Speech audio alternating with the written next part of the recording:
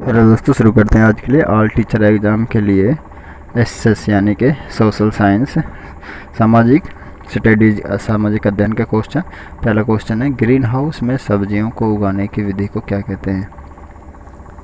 A option है kitchen gardening, B option है vegetable forcing, C option है floating gardening और डी ऑप्शन आपका ट्रक गार्डनिंग। तो यहाँ पर आपका राइट आंसर होगा यानी वेजिटेबल फोर्सिंग कहा जाता है ग्रीन हाउस में सब्जियों को उगाने की विधि को।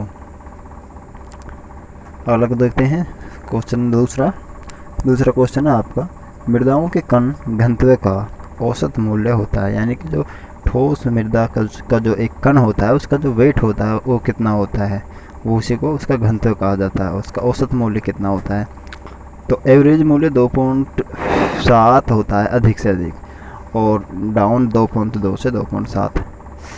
तो यहाँ पे जो एवरेज मूल्य आएगा वो एवरेज जो निकाला जाता है वो होता है ए ऑप्शन आपको 2.85 ग्राम,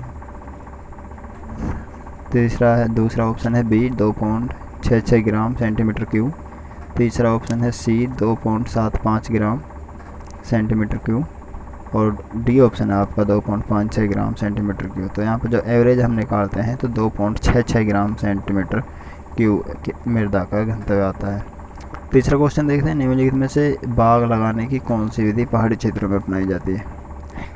यानी कि इनमें से कौन सी विधि है जो पहाड़ी क्षेत्रों पर लगाई? वर्गाकार तो ये तो प्लेन जो जगह होती है वहाँ पर लगाई जाती है वर्गाकार, एकांतर, सी समोच्च, डी है षटभुजाकार। तो ये जो षटभुजाकार ये जो आकार हैं ये सभी समतल जगहों पर दिए जाते हैं। जो पहाड़ी जो इलाका होता है वहाँ पे समोच्च नाम की विधि से क्या है, वहाँ पे पहाड़ी क्षेत्रों में बाग लगाए जाते हैं। चौथा क्वेश्चन है, सिलाई मशीन कब भारी चलती है? तो ये बहुत कन्फ्यूजन क्वेश्चन रहा था। ए ऑप्शन है शटल में धागा अटक जाने पर, जब शटल में धागा अटक जाता है तो तभी मशीन भारी चलती है। बी है प्रेशर फुट में ज़्यादा दबाव होने पर, ये भी बात ठीक है बिल्कुल, अगर वो टाइट है तो भी मशीन आपको लगेगा मशीन टाइट चल रही है जबकि प्रेशर फुट में दबाव। सी है जो है बेल्ट बहुत ढीली होने पर भी मशीन आप बहुत तेज़ी से नीचे प्रेशर फुट को दबाते हो लेकिन मशीन इतनी स्पीड से नहीं चल पाती, तो उसमें भी आपको अधिक बल लगाना पड़ता है, आपको महसूस होता है। डी ऑप्शन है तेल की कमी तथा सफाई न होने पर।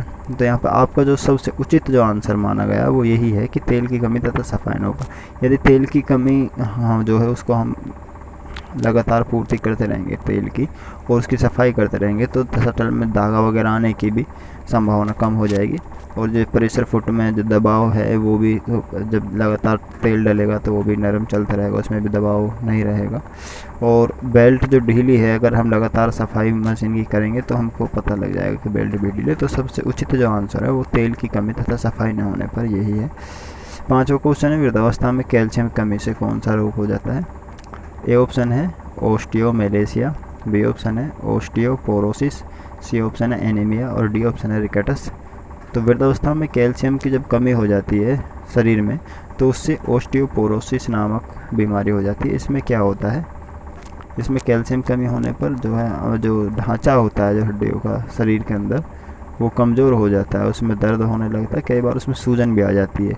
ओस्टियोपोरोसिस जो बीमारी होती है वृद्धावस्था में कैल्शियम कमी से होती है। पांचवा क्वेश्चन आपका, हीमोग्लोबिन में प्रोटीन नामक तत्व कौन सा होता है? जो प्रोटीन होता है हीमोग्लोबिन में, जो प्रोटीन होता है उसका नाम बताना है यहाँ पे। ए है लिपोप्रोटीन, बी है हीमोग्लोबिन, सी है ग्लोबिन और डी है हीम। तो ग्लोबिन नाम का प्रोटीन होता है हीमोग्लोबिन में। सातवां क्वेश्चन है, आजकल यूरोप और भारत में किस जर्मन शिक्षा शास्त्री की पाठ्य योजना पद्धति प्रचलित है? ये इंपॉर्टेंट क्वेश्चन है, साइकोलॉजी का क्वेश्चन है और ये जीके का भी क्वेश्चन है, दोनों क्वेश्चन में ये क्वेश्चन आता है। ए है हार्वर्ड, बी है मॉन्टेसरी, सी है डाल्टन और डी है फ्रोबेल। तो आपका राइट आंसर यहाँ पे होगा यानी कि फ्रोबेल। आजकल जो यूरोप है और भारत में भी, यूरोप के साथ साथ भारत में भी जो है कि फ्रोबेल की जो पद्धति है शिक्षा शास्त्री की जो योजना पद्धति है उसी का प्रयोग किया जाता है योजना के लिए, पाठ्य योजना बनाने के लिए। एक अध्यापक जो अधिकतर इसी पद्धति का प्रयोग प्रचलन में है, यानी अधिकतर इसी का प्रचलन का मतलब है इसी पद्धति का उपयोग अधिकतर किया जाता है।